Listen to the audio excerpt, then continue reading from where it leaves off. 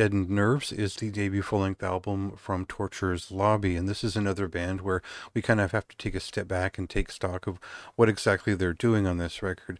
Essentially, this is a metal punk record with some death thrash, crossover, and hardcore punk influences. It's a fusion of many different things. You'll hear some 80s heavy metal riffs. You'll hear some pure death metal rushes on here. You'll hear some thrash metal attack all over this thing. It is essentially a crossover record that veers into the realm of death metal and hardcore punk just as often as one another, and they keep you guessing with each song. There's a trip and a half happening here, and they're melding a lot of different influences without any sort of self-conscious checks and balances to keep things going, and the result is an exciting record. It's a lot of energy to it, and I think the fact that these people come from kind of the DIY Florida strangeness in their past, it helps them present something that is decidedly different than we would expect from the general metal zeitgeist. There is certainly more punk here than anything else from my point of view, but as a fan of old and weird crossover and death thrash that developed out of grindcore and crossover, there's a lot of history of bands that are in this type that sort of fit into this style. So by virtue of where they came from, they kind of land into this interesting spot where any fan of dark crossover would understand what their sound was all about. So before I continue to rant, we'll cut to a song here and go from there.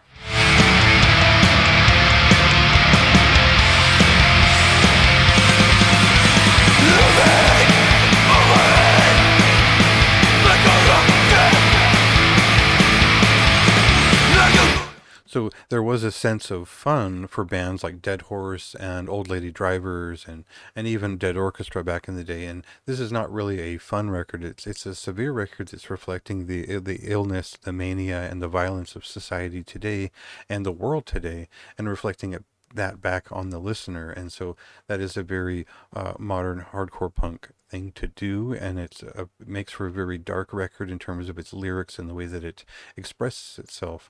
There are some black metal moments on here, some black thrash songs that delve into that a bit darker, and I think overall I like that there's also a death metal side of this band, and there's something different coming out of the kitchen sink every time they're ready to stab you with a quick song or maybe a 4 or 5 minute thrash metal song. For me, it kept me guessing, it kept my brain moving, they kept saying profound things, and there's this depraved, aggressive rush through these 33 minutes that was entertaining. And I think that's hard to do with this type of music these days. I think there's a lot of trends that are too often followed to a T and in this type of music. And so we get a little bit of everything that is their own personality, and I hope that they keep that incoherent but also stylized version of themselves alive as they continue on, because what they're doing is maybe not unheard of entirely, but it is their own thing. And I think that's a great place to start with a band in this style, because I'll instantly remember what they're doing